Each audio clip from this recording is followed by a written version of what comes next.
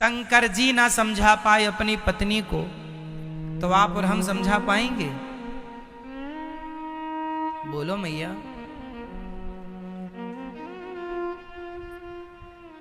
आज तक क्या रावण को मंदोदरी समझा पाई? क्या रावण को विभीषण समझा पाए?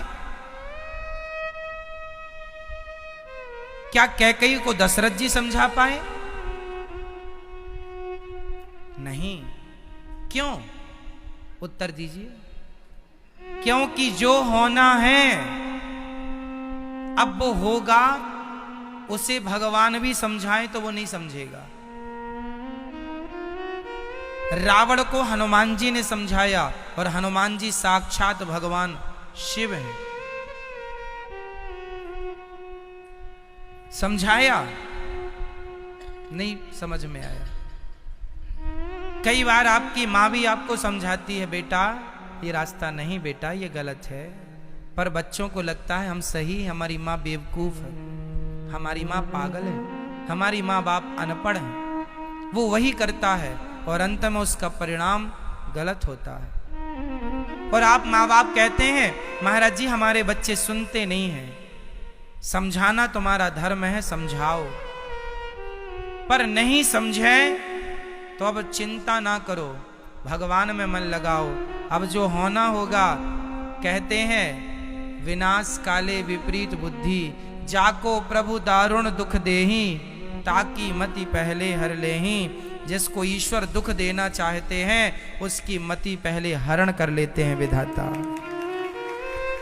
ये ईश्वर का दंड है, ये ईश्वर का दंड है। भगवान इस कलयुग में किसी को धनुष बाण से नहीं मारेंगे, किसी को सुदर्शन चक्र से नहीं मारेंगे।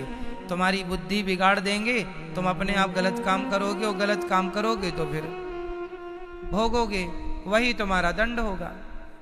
इसलिए भगवान से सदा यही कहो कि नाथ मैं आपको कभी भूलूं नहीं, मेरी बुद्धि कभी ना बिगड़े, कभी भगवान को छोड़कर, भगवान के चरणों को छोड़कर मेरा मन मेरी बुद्धि कहीं लगे ही ना। ये कहना चाहिए रोज। पूरा खेल बुद्धि का है। 20 साल के रिश्ते जरा से गुस्से में बिगाड़ लेते हैं कि नहीं लोग? बोलो मैया। अच्छे खासे रिश्ते 2 मिनट के गुस्सा में बिगड़ जाते हैं, और गुस्सा जाता है, फिर लगता है बड़ा गलत हो गया, हमने बड़ा गलत कह दिया। अब पछताए होते क्या जब चिड़िया चुग गई खेत। तीर कमान से बात जवान से निकल गई सो निकल गई। इसलिए बोलने के पहले तौला करो, सोचा करो, विचारा करो। आपका बोला जीवन भर याद रखा जाएगा। दानवीर कर्ण ने द्वापर में ही तो बोला था। आज से 5-5.5 हजार साल पहले बोला था कि द्रौपदी तेरे 5 पति हैं, छठवा मुझे बना ले। ये इतना बोल दिया। देखो इतना बोलने में कितना समय लगा, 5 सेकंड से कम में मैंने सेंटेंस पूरा कर दिया। कितने साल पहले बोला था ये कर्ण ने? बोलो मैया। 5.5 हजार साल पहले, द्वापर युग में। लेकिन 5.5 हजार साल बाद भी उसका बोला शब्द आज भी जिंदा है कि नहीं? हम मर जाएंगे, हमारे कहे शब्द अमर हो जाएंगे मेरी माँ, हमारी वाणी अमर हो जाएगी। सुभाष चंद्र बोस चले गए, उनके शब्द अमर हैं, तुम मुझे खून दो मैं तुम्हें आजादी दूंगा। मर गए वो, शब्द नहीं मरे और ना कभी मरेंगे।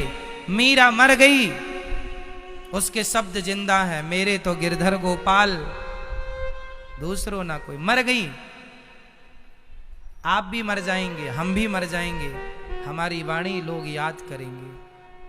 आपके कर्म को, आपके व्यवहार को, आपके संस्कारों को लोग याद करेंगे। तुलसीदास जी कहाँ हैं? चले गए, आज भी उनकी वाणी जिंदा है। सिया राम मैं सब जग जाने। कबीरदास जी चले गए, आज भी उनकी वाणी जिंदा है।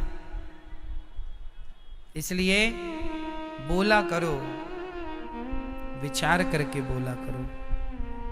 तुम्हारी अच्छाई भी रह जाएगी और तुम्हारी बुराई भी रह जाएगी।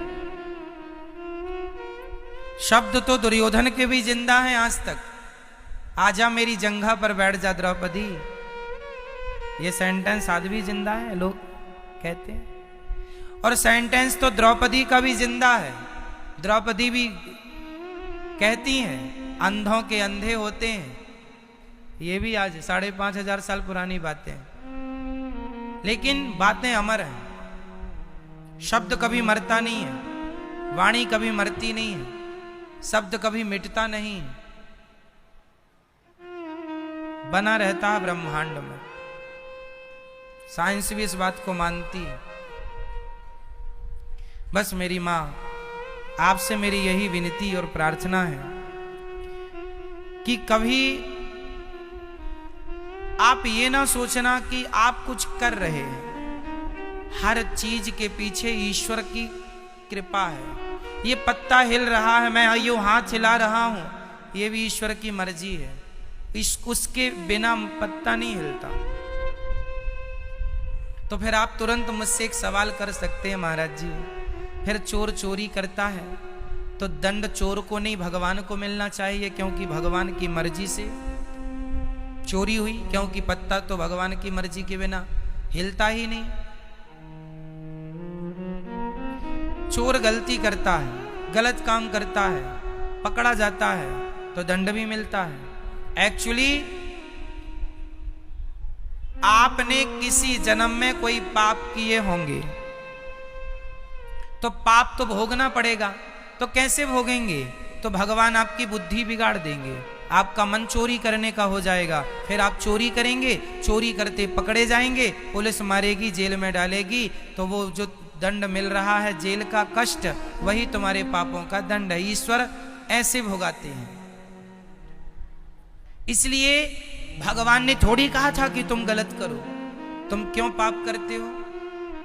हम कह दें कि चलो आप कुएं में कूद जाओ तो क्या आप कूद जाएंगे? भाई आपको इतना तो ज्ञान है कि ये सही है, ये गलत है। आप अपने गालों में गुलाब को तो घुमाएंगे, ये रहा गुलाब। कोई भी अपने गालों में गुलाब को तो घुमा सकता है, फेर सकता है, लेकिन आप कांटे को तो अपने गालों में नहीं फेर सकते, क्योंकि आपको पता है कि इससे चोट लग जाएगी। मतलब इतना ज्ञान है ना आपको कि ये सही है, वो गलत है। इसलिए ईश्वर ने इतनी समझ दे रखी है कि आपको ये पता है क्या सही है क्या गलत। तो फिर आप गलत क्यों करते हैं? और यदि आप गलत करते हैं तो फिर उस गलत के जिम्मेदार भी आप ही होंगे, उसका दंड भी आपको ही मिलेगा। आपके पास दोनों तो ऑप्शन है ना। मेरे पास दूध भी है और शराब भी है, मुझे क्या पीना है? मुझे इतना पता है ना कि शराब नुकसानदायक है और दूध फायदेमंद है, ये पता है ना। तो क्यों आपने शराब का चुनाव किया? क्यों चुने? पर अब पिए हो तो कैंसर तो होगा, किडनियां तो खराब होंगी, बीमार तो पड़ोगे, समय के पहले तो मारे जाओगे।